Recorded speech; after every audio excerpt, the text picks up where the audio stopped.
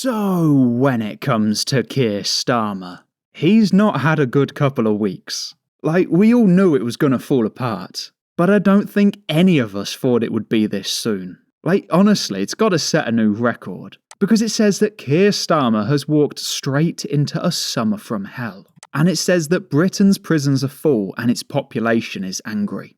And I'd have to completely agree with that one, because our prisons are full, and our population is very angry. But one thing that has absolutely shocked me about all of this is just how long this unrest has gone on for. Because there's two things when it comes to protests. Two dynamics which pretty much affect everything. And the first one is that I'm genuinely shocked that it's lasted past the weekend. Because usually when it comes to these protests, from all of the unrest that I've seen in the past, once that weekend is over, pretty much everything just returns back to normal. But it has not happened in this case.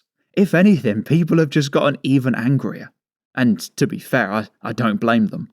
And before I get to the next point, the fact that it's lasted this long, it really shows you just how angry our population is. And the second point that I want to make when it comes to protests is the difference between when it's daylight and nighttime. But again, when it comes to this episode of Unrest, it's almost like the daylight and the nighttime factor. It's almost like that isn't at play. Because the amount of footage that we're seeing of people just in broad daylight, just going around the streets of the UK, it really, honestly, the fact that none of this has stopped so far, it really lets you know that the politicians can't reverse it.